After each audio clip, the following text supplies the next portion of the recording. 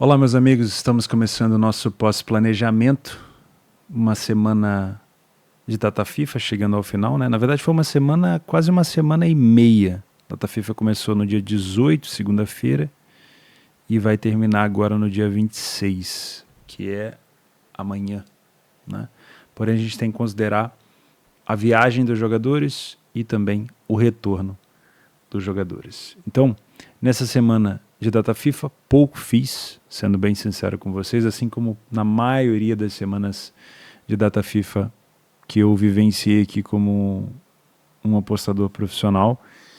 Talvez no início da minha caminhada eu tinha muito mais tesão de fazer, porque era muito novo, eu queria saber como é que os mercados se comportavam e tal. E aí comecei a tomar meus primeiros baques, obviamente, né? As seleções não jogando com tanto afinco como eu gostaria, as escalações eu tinha pouco conhecimento na época, e aí eu fui perdendo aquela vontade de fazer tanto assim jogos de seleções. Quando é um jogo muito interessante, que eu consigo ter tempo para fazer, eu faço, mas se eu tenho que, sei lá, programar uma viagem ou cuidar um pouco da família e ter que escolher entre uma data FIFA, na maioria das vezes eu aproveito e encaixo já esse tipo de coisa que eu tenho para fazer na data FIFA. Por exemplo, esse final de semana eu tive um casamento para ir de uns amigos e eu falei, bom, perfeito, já encaixou, tá na data que eu posso, e porque é assim, né? A gente trabalha com esporte, é complicado. Geralmente os nossos dias livres não são os dias livres das pessoas, né? É um pouco diferente. Eu aproveitei para já conectar, então acredito que eu tenha feito pouquíssimas coisas, ou se eu fiz alguma coisa foi assim completamente esporádico, tá? Não sou de trabalhar pelo celular, então dificilmente você vai me ver fazendo um jogo de futebol que eu não esteja de fato acompanhando com o software e tudo mais. Então, praticamente nada fiz, mas vamos lá. Em cima do nosso planejamento, dos dias que eu não trabalhei também, a gente fez planejamento e eu quero saber como é que foi a data FIFA de vocês, obviamente, tá? Pode ser que fique um pouco lento aqui minha imagem, porque o site do SofaScore, mesmo eu tendo uma memória muito boa no computador, é impressionante como o site do SofaScore deixa tudo muito lento. Enfim, acho que é muita informação, mas vamos lá. Andorra e Amorebieta foi um dos jogos que a gente comentou na segunda-feira, dia 18. Tinha pouca informação, a gente utilizou muito o PDF de apoio, mas uma coisa que chamou a atenção foi que 50%, ou quase, acho que era 60% dos gols marcados do Andorra, acho que 40 ou 30 sofridos eram depois do minuto 76, alguma coisa assim, era depois dos 15 minutos. E acabou que o Andorra, ele praticamente dominou o jogo inteiro e ele tomou um gol no finalzinho justamente nesses momentos, né? Além disso, a gente falou sobre o Crawley Sport, o Crawley e o Stockport, eu tenho dificuldade de falar, Crawley contra o Stockport. O Stockport era favorito aqui por conta da posição da tabela, mas a gente viu também nas questões, e aí a gente aborda muito essa questão estatística nas equipes que a gente não conhece. Era uma equipe muito agressiva, acabou sendo um jogo para 2 gols, como ambas marcam, não foi um jogo de over 2,5.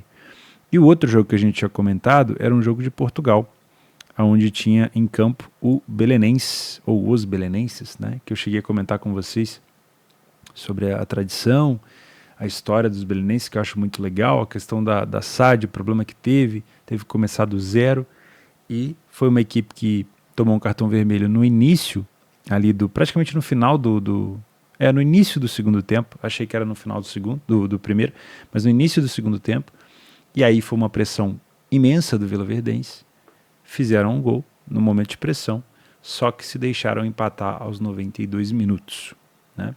Eu sinceramente achei que não era um jogo para tantos gols, acho que era um jogo mais under devido à baixa qualidade das equipes. Acho muito difícil os belenenses conseguirem se manter aqui na segunda divisão, mas é um ponto que soma, né? Mas o saldo de gols deles é muito ruim. Então foi uma segunda-feira bem diferente, com campeonatos que a gente não está acostumado, com times que eu não conhecia. Foi um desafio para mim também fazer esse tipo de planejamento, tá? Na terça-feira, a gente falou sobre o Bradford contra o Notts County, o condado de Notts. E aqui foi 3-0 para Notts County e tinha uma situação engraçada, né? Havia um favoritismo do Bradford, mas tudo que a gente viu de estatística ia contra esse favoritismo. Eu lembro que eu cheguei, tenho uma memória tão boa assim, mas eu lembro que eu cheguei a comentar que o mercado estava extremamente enviesado pela posição da tabela, talvez, né? Mas, enfim, não fazia muito sentido o favoritismo que era dado ao Bradford, dado às estatísticas que o Notts poderia estava apresentando e os perigos que poderia criar, né? E foi assim, o Bradford não venceu e ainda tomou 3 gols. Não esperava tantos assim, né? Mas era um jogo, na minha opinião, para 2,5 gols. Só que eu esperava gols do outro lado também, né? Libertad e LDU foi adiado, inclusive esse jogo vem sendo adiado com muita frequência. E o Argentino Júnior com o Rosário Central, aqui a gente tinha um favorito claro que se confirmou. O Argentino Júnior com o Rosário Central era, na minha opinião, um jogo para se trabalhar a favor do Argentino Júnior. Talvez não numa vitória seca, quem sabe no empate anula, mas o Argentino Júnior acabou vencendo. E perceba que mais um jogo argentino com uma tendência um pouco mais over, né? Diferente do que a gente está acostumado. Isso é bom a gente tomar cuidado nesse início. Depois, no dia 20, na quarta-feira, foi aquela quarta-feira de clássicos, né? Pela primeira vez, a gente teve aqui uma vitória do time visitante, era isso? Era esse jogo, será? Acho que não era. Teve uma situação aqui que eu estava comentando sobre Alcas e ao Nacional. Não foi a primeira vez, não. Eu não lembro qual foi o jogo, acho que foi um jogo extra que eu comentei que o Alcas disputava, eu acho que era com o Del Valle. Depois eu vou encontrar esse jogo, onde sempre o mandante vencia, mas não foi esse jogo aqui que a gente comentou, não. Esse jogo o El Nacional venceu por 4-3. Porra, olha esse jogo, cara. O Alcas fez o primeiro, tomou um empate, tomou a virada, empatou, tomou de novo o terceiro, o quarto e depois... Caramba! A Bundes 2? Que isso? São Lourenço e Godoy Cruz acho que foi adiado.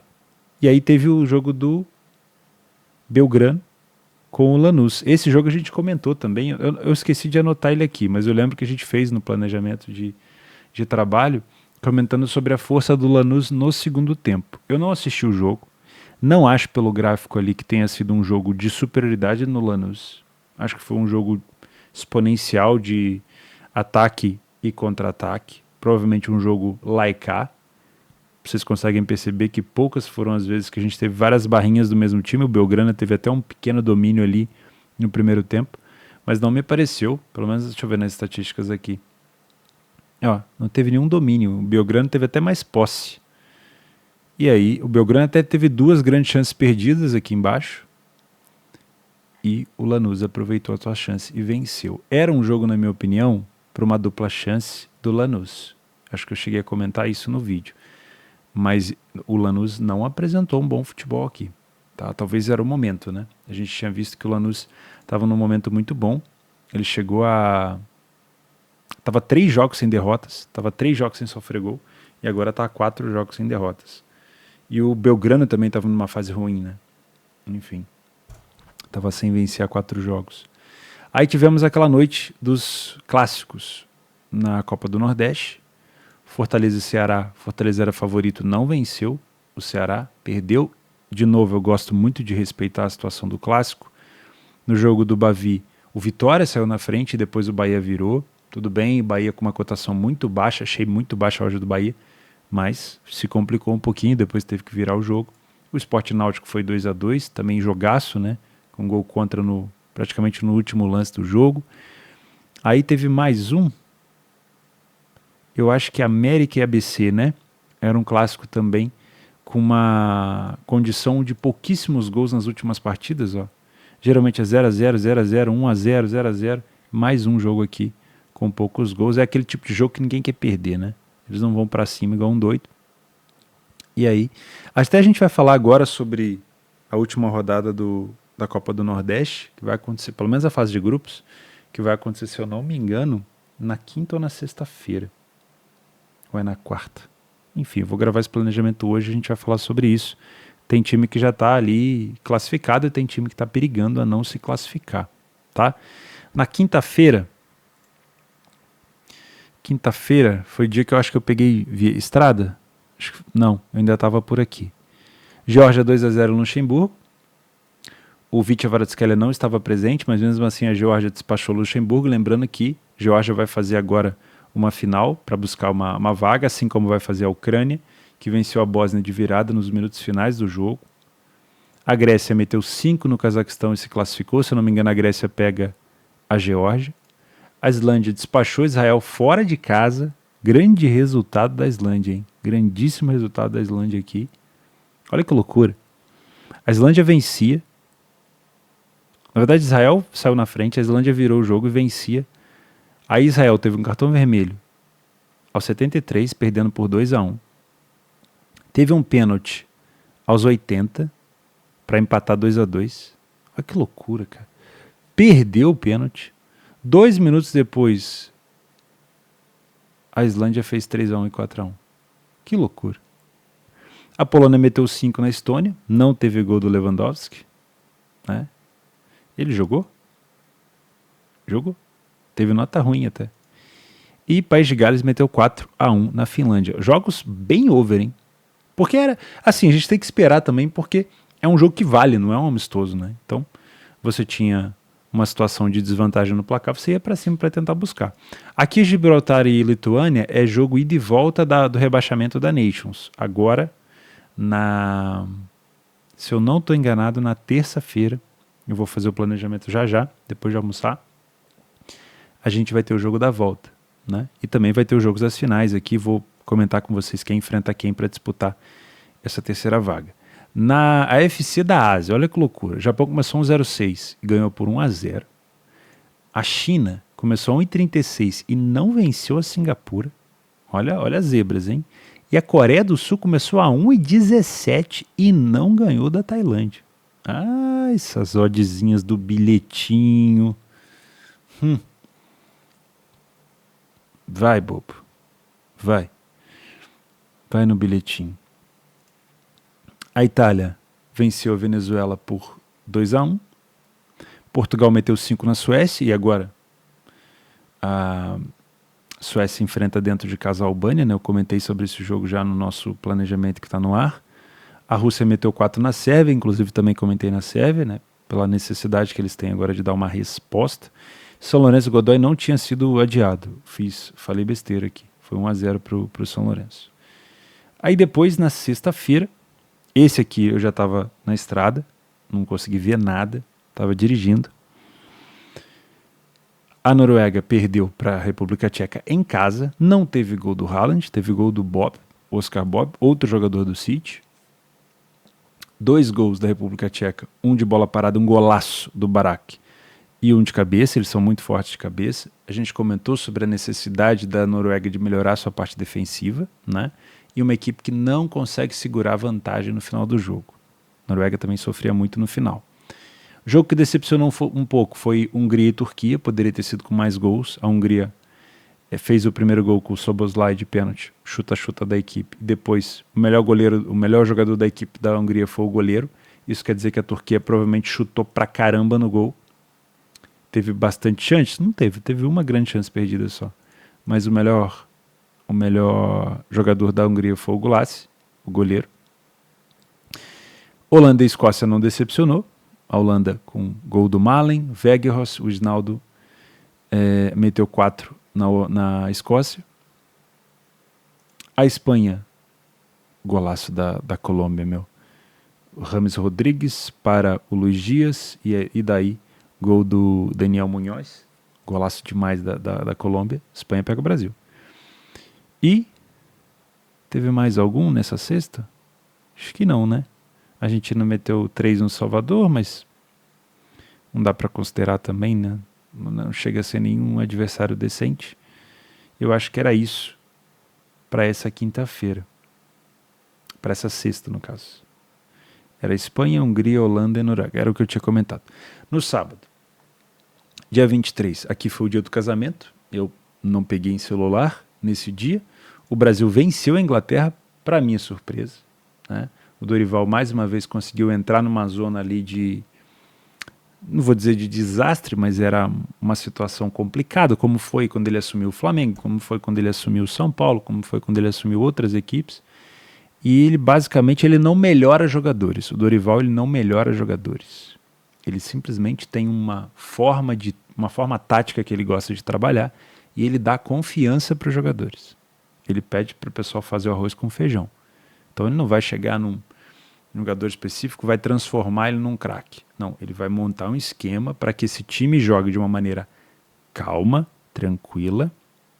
Mas sinceramente, eu achei que pelo fato da Inglaterra estar há anos jogando juntos, achei que a Inglaterra teria mais favoritismo. Era alta a odd do Brasil? Era. Era alta a odd do Brasil, mas sinceramente eu achei que essa cotação do Brasil alta era por conta do desentrosamento dos jogadores, e não necessariamente um desrespeito à camisa da seleção brasileira. Tem muita gente que fala, essa odd não pode estar aí. Bom, em determinado momento a odd pode sim, né?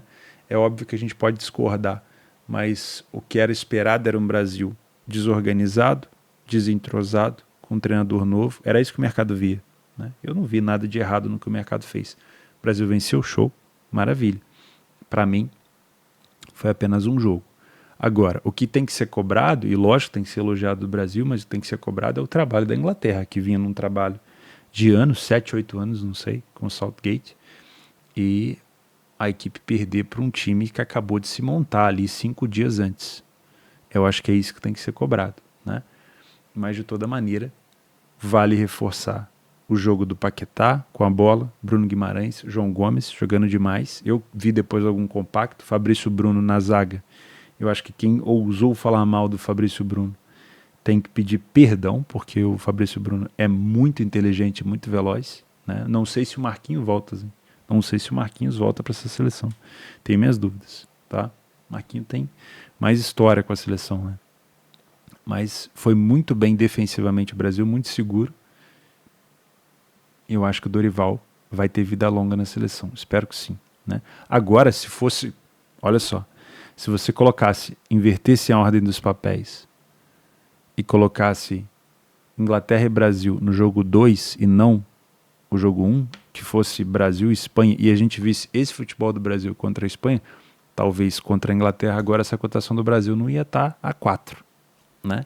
Porque aí o mercado ia olhar e entender, opa, o trabalho do Dorival começou muito bem. Os jogadores demonstraram uma boa força defensiva, então pode ser que a cotação do Brasil não seja 4, seja 2,80. Então o que o mercado fez, ele simplesmente criou uma lógica em cima do caos que estava na seleção brasileira. Por isso que eu não vejo erro nenhum. O mercado agora vai se adaptar, como tem que se adaptar, normal, né? Então estou curioso para ver Brasil e Espanha. A Alemanha venceu 2-0 França, mais uma surpresa por aqui, porque a Alemanha vinha numa situação completamente de caos. Não é à toa que demitiu o ex-treinador do Bayern, o Hans Flick, que ganhou tudo com o Bayern, e também vinha numa situação de não saber quem convocar, né? Agora o Florian Wirtz me parece que é a cara dessa seleção para o futuro, né? E teve também a volta do Toni Kroos.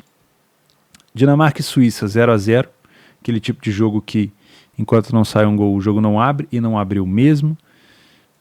Irlanda e Bélgica, aquele tipo de jogo que não abre no 0-0 e não abriu mesmo, inclusive a Irlanda perdeu um pênalti por aqui, né? Se esse jogo tivesse 1-0 Bélgica, seria um jogo para trabalhar gols. Se esse jogo tivesse 2-0 Bélgica, seria um jogo para trabalhar gols. Agora, um jogo 0-0, ou a Irlanda até na frente, era um cenário que eu não queria trabalhar gols por aqui. O que mais que a gente teve? Era isso que eu tinha comentado. No domingo, a Itália venceu o Equador, um gol lá no início e um gol no final nos polos, né? Nicolo Barella e Pellegrini, um jogador da Roma e um jogador da Inter de Milão. Guatemala e Venezuela 0-0. San Marino não perdeu. Deixa eu ver quanto tempo que o San Marino não perdia. Não perdia 12 jogos. Aliás, não perdia. Não era derrotado em sequência, né? 12 jogos de derrotas seguidas. Ele interrompeu esses 12 jogos de derrotas, mas ele continua a 155 jogos sem vencer. Cara, eu não consigo nem assim calcular. Porque uma seleção, ela faz o quê? Uns 12 jogos por ano? A cada data FIFA você faz uns 2 jogos, deve ter umas 6. Vou chutar aqui uns 12 jogos por ano. Porra. Caraca, meu. Não é possível. Alguém tem que ajudar esses caras. É muito difícil. E aí, segunda-feira é o que a gente está conversando hoje, né? Teve aqui o jogo do Valladolid, ó, 3-1 para cima do Eibar, era um jogo que eu esperava um jogo para gols. Eu não anotei ele aqui no... Ah, anotei sim, ó, Valladolid e Eibar, Itália e Equador. E o Del Valle e Alcas, esse aqui que era o jogo que eu tinha comentado com vocês. Ó, 1-1. Era um jogo onde o mandante quase sempre vencia. Mas dessa vez o Alcas conseguiu os 86 empatar. Enfim, tá chegando ao final. No dia 25 agora, que eu já comentei, já fiz esse planejamento com vocês, meu foco vai ser Sérvia e Suécia. Vou ficar de olho nesses jogos. No dia 26 vou gravar o planejamento agora, só vou almoçar e já volto para gravar o planejamento. Estou muito afim de ver esses 3 jogos aqui, que são as finais, as últimas 3 vagas para Euro, né? Geórgia e Grécia, agora com a volta do Kvaratskhelia. Ucrânia e Islândia. A Islândia é bom a gente olhar para a Islândia agora com mais respeito, depois de ele ter dado um cacete em Israel. E País de Gales e Polônia, jogo também muito aberto. Lituânia e Gibraltar e aquele rebaixamento lá da Nations. A Lituânia venceu por 1-0 e tem um jogo da volta agora. Ainda tem, no dia 26, alguns jogos de seleções. A Arábia Saudita volta a fazer aquele replay, né? É o replay do jogo ida, agora é o jogo volta. A Coreia do Sul vai ter mais uma chance contra a Tailândia de novo, com odds de bilhetinho. O Japão foi cancelado. A China vai ter mais uma chance aqui contra a Singapura de novo, com odds de bilhetinho. Cuidado, galera do bilhetinho, tá? Vamos completar bilhetinho na cadeia, porque não tá bom não. Esse negócio de seleção tá complicado. Tá bom? Além disso, tem uma porrada de amistoso e ainda tem, claro, o jogo do Brasil, que a gente vai comentar agora. Um Brasil, Brasil a 3,50. O mercado ainda continua respeitando muito a seleção da Espanha, ou será que ele está ainda duvidando desse pequeno caos que teve o jogo do Brasil, ou nessa seleção do Brasil? Lembrando que o primeiro jogo do Diniz na frente da seleção também foi um jogaço, né? Lembra? O pessoal elogiou pra caramba. Daí pra frente foi só nabo. Mas eu acho que o Dorival tá tranquilo. Eu vou comentar esses jogos todos com vocês no planejamento. Quero ver aqui embaixo. Eu faço questão de ler todos os comentários de como é que foi a data FIFA de vocês, quem fez, o que fez, como que foi. No início, eu perdi bastante dinheiro na data FIFA. Eu não ajustava a minha stake, eu queria fazer tudo. Nem todo campeonato, principalmente naquela época, tinha menos liquidez ainda. Nem todo campeonato tinha liquidez para fazer. Às vezes entrava no mercado, esperava o mercado subir, o mercado não subia, ficava travado, abria um clarão e eu, Jesus, cadê meu dinheiro? Era difícil, meus amigos. Era difícil, mas me moldou, né, para o trader que eu sou hoje. Então eu sou grato também às dificuldades, aos perrengues que eu passei, as experiências que a gente passa, vai moldando a gente para o nível que a gente tem que chegar. Então é bom. Se eu tivesse que escolher entre fazer data FIFA ou não, faça. Você está no início? Faz data FIFA. Toma prejuízo em seleção, vê como o mercado se comporta, vê como os times jogam. Tudo isso é experiência. Se a gente não vivenciar a experiência, a gente não aprende. Aqui na nossa área, então, nem se fala. A gente só aprende vivenciando a experiência. Tá bom? Lendo texto, postagem, vendo reels, vídeo, a gente não aprende. A gente só aprende quando coloca o nosso dinheiro na situação. Aí sim. Aí mexe no bolso, mexe no emocional. É aí que a gente caleja o emocional e aprende. Não tem erro. Então, sempre que me perguntarem, vale a pena. Vale a pena, faça. Depois você descobre se é para você ou não. Tá bom? Não gravamos o pós-planejamento segunda-feira passada, porque eu queria esperar todas essas seleções para a gente poder conversar. Beleza? A gente volta agora na sexta-feira. Fechou? E essa semana eu já vou tentar elaborar estudos de caso para vocês. E vamos falar de mercado. Tem bastante estudo de caso de mercado para falar com vocês que eu já gravei. Fechou, meus amigos? Um abraço, fiquem com Deus.